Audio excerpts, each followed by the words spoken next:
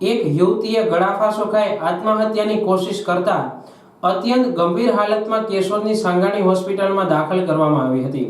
જ્યાં ડોક્ટર રાજેશભાઈ સાંગાણી તેમજ ડોક્ટર અજયભાઈ સાંગાણી અને તેમની સાથે અન્ય ડોક્ટરોની ટીમ દ્વારા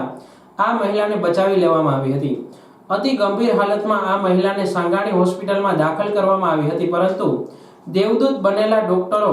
દ્વારા આ મહિલાને બચાવીને નવું જીવનદાન આપ્યું છે। કેશોદની સાંગાણી હોસ્પિટલ છેલ્લા ઘણા વર્ષોથી કાર્યરત છે અને સાંગાણી હોસ્પિટલ દ્વારા અનેક લોકોના જીવ બચાવવાની હકીકત સામે આવી છે, જેથી આ હોસ્પિટલ લોકો માટે દેવદૂત બની ચૂકી છે। Doctor Rajesh Sangani, MD, Sangani hospital. Doctor Ajay Sangani, કાનના ગળાના સર્જન અને સાંગાણી હોસ્પિટલ। ડૉક્ટર લાડુમોર સાહેબ, જે એનેસ્થેટિસ્ટ છે, ક્રિટિકલ કેરના સ્પેશિયાલિસ્ટ છે। અમે આ ટીમથી એક દર્દી જે 20 વર્ષની છોકરી છે, થોડું સામાજિક તકલીફના કારણે એનું નામ કે ગામનું નામ હું નથી આપતો, પણ આ છોકરી છે ગળાફાંસો ખાય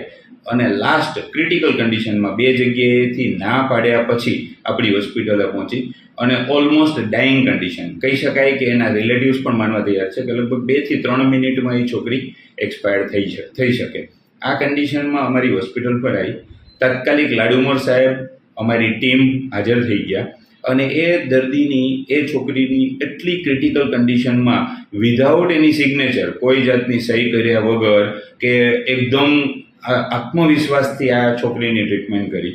સાહેબે તાત્કાલિક ગળામાં કાણું પાડી અને એને શ્વાસ લેવાનું ચાલુ કરાવ્યું। બાકી મેં મારું વેન્ટિલેટર ને એ બધું રેડી રાખ્યું હતું, એટલે વેન્ટિલેટર ને એ બધી સુવિધાઓથી છોકરીની ટ્રીટમેન્ટ કરી અને લગભગ 2 થી 3 કલાકની જહેમત પછી છોકરીમાં થોડો શ્વાસ પાછો આવ્યો અને અંતે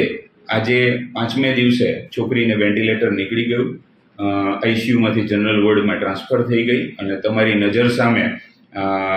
એ છોકરી હરતી ફરતી થઈ ગઈ।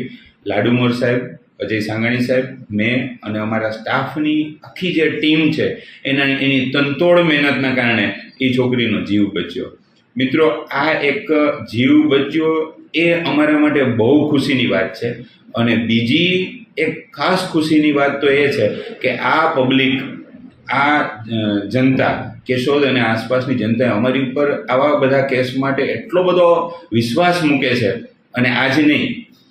વારંવાર આવા કેસ સામે આવે છે અને એ વિશ્વાસના કારણે અમે આવી તનતોડ મહેનત, ધારો કે આ કેસ એક્સપાયર્ડ થઈ ગયો તો અમને બદનામી પણ એવી મળે, પણ એવી બદનામીની ચિંતા કર્યા વગર આ કેસની તનતોડ મહેનત કરીને આ કેસને અમે બચાવ્યો, એની અમને, સાહેબને અને અમારા પૂરા સ્ટાફને એકદમ ગર્વની લાગણી અનુભવીએ છીએ। તો આવો સાથ અને સહકાર, કોઈ પણ જાતના બાયસ કે કોઈ પણ જાતના પહેલામાં આવ્યા વગર અમે આવો પબ્લિકનો સહકાર ઈચ્છીએ છીએ અને પબ્લિક અમને સખત સહકાર આપે છે, તો આ માટે પબ્લિકનો પણ ખૂબ ખૂબ આભાર।